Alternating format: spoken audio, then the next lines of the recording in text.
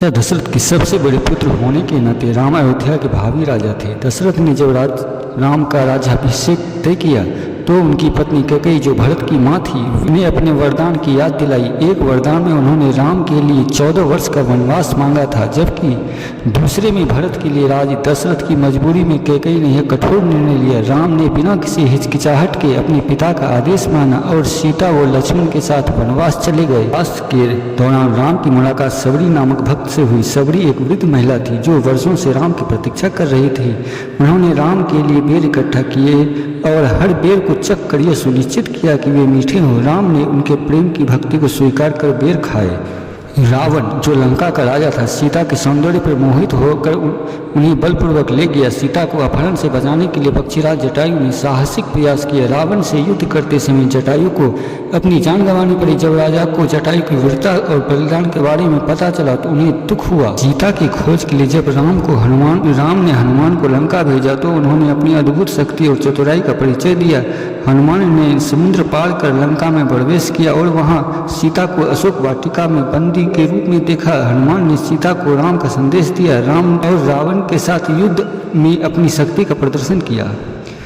जब भगवान राम और रावण का बीच महायुद्ध होता है, रावण के 10 सिर और महान शक्ति के बावजूद राम अपने धैर्य, विवेक और धनुष बाण के कौशल से उसे परास्त करते हैं। अहिल्या, जो गौतम ऋषि की पत्नी थी, जो इंद्र की चालाकी का शिकार होना पड़ा। इस कारण गौतम ऋषि ने उन्हें पत्थर का रूप धारण करने का श्राप दिया।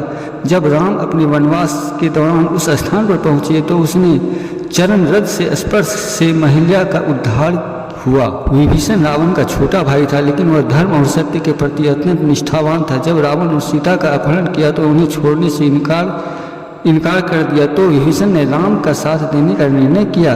विभीषण के इस निर्णय से यह सिद्ध किया कि सत्य और न्याय के प्रति निष्ठा रखने के लिए हमें अपने परिवार के खिलाफ भी खड़ा होना पड़ सकता है। विभीषण की निष्ठा का परिणाम यह हुआ कि राम ने उसे लंका का नया राजा बना दिया। लक्ष्मण ने अपने भाई राम के प्रति अनन्य भक्ति और सेवा भावना दिखाई। वनवास के दौरान उन्होंने न केवल राम का साथ दिया बल्कि उनकी हर सेवा की। सीता के हरण के बाद लक्ष्मण ने राम के साथ मिलकर सीता की खोज की और युद्ध में अद्वितीय वीरता का परिचय दिया।